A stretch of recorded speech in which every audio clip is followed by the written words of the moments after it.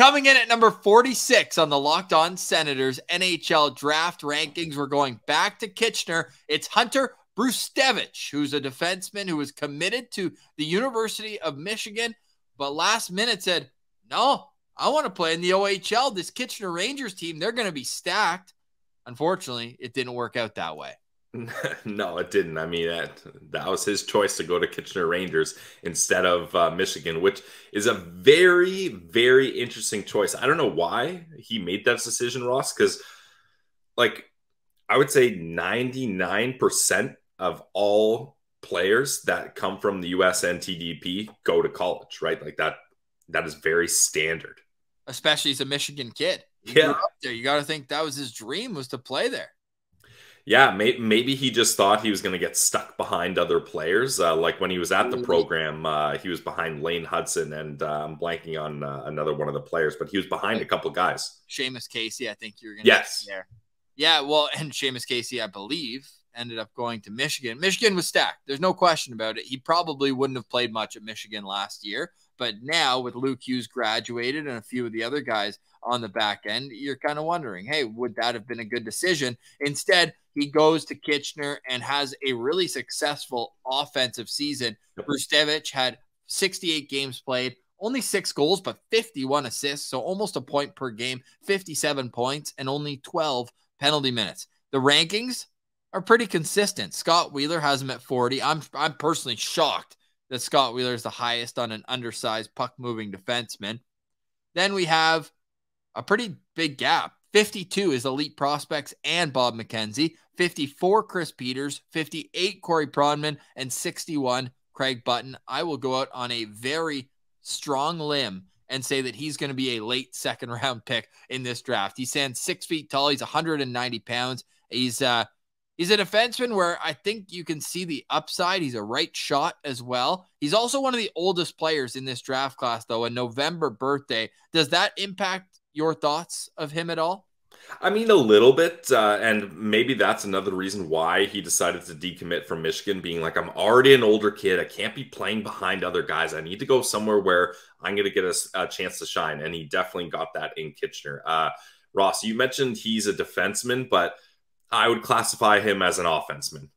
This kid is an offensive defenseman. He's all offense, as you saw from the points, like 57 points in 68 games. He had 4 assists in 9 playoff games. And this kid is a breakout machine. He can break the puck up the ice very easily. And not only skating-wise, Ross, but I saw him do a lot of kind of, line passes, like over the blue line, right to a guy in the neutral zone, hitting a guy in stride with a fairly long pass. And that's the thing. He can skate it or he can pass it. So it's hard for teams to decide how they're going to stop him from a breakout. But I've thought once he gets the puck into the O zone as well, he's so patient with it, and he's willing to find those shooting lanes so that pucks aren't hitting shin pads on the way to the net. And so you get a guy that can break the puck up the ice, and then he can find shooting lanes to get it through to the net.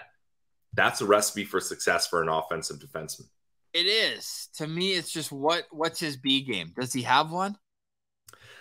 I don't know. I don't know if he's got a B game. Like his defense and physical game could improve according to what kind of the scouts that EP mentioned and watched. So I think you're looking at a guy that, maybe he becomes a third pair guy that runs a second power play unit, and he's kind of an offensive specialist, and you get him with a shutdown guy on his pair, on that bottom pair. So I'm not sure where he's going to end up, but there's one thing you can't deny, Ross, that this kid is very talented offensively. No, there's no taking that away from him. Yeah. Offenseman, I smiled when you said that because it is the perfect description of him. Mobile, strong, even for his size, I would say as well. And he's one of the people who impressed at the testing, at the combine, and at the top prospects game. So his transition game is going to be what carries him. I worry, and maybe it's not a worry, especially where we have him ranked, but that there's some Eric Brandstrom in him where it's like, yeah, the offensive numbers are popping at this level,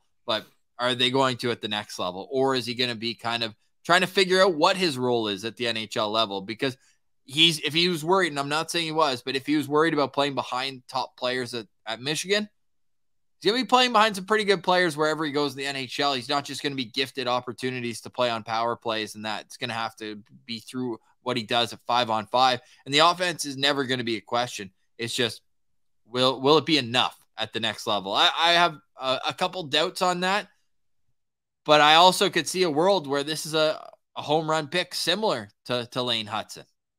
That's the thing, Ross. Like, this is a guy where you can see attributes that you can latch onto and be like, these are what's going to carry him to the next level. His breakout, his shot, his ability to be patient with the puck. Those are all very, very strong attributes for Brzustewicz here. So if I'm an NHL scout and I'm looking to take a swing mid-second round on a defenseman, I don't mind this pick. No, I would actually like this pick late, though, in the second round. Like, the great transition is what the NHL is moving towards more and more. And those are the types of defensemen that you're going to need more and more. So I'm kind of talking myself into it as we go through this because the skating's great. The compete's good. Elite hockey sense, I would say, is probably his best calling card.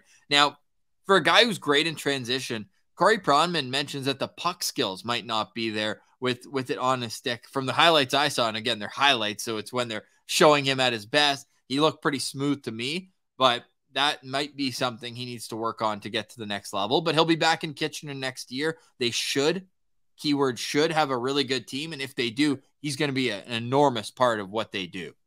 Yeah, and I think that's fair, Ross. When you're an offensive defenseman and you're playing top minutes like Brzustewicz is, there's going to be some bad plays where you're hanging on too much or you're risking it because that's just how it goes, right?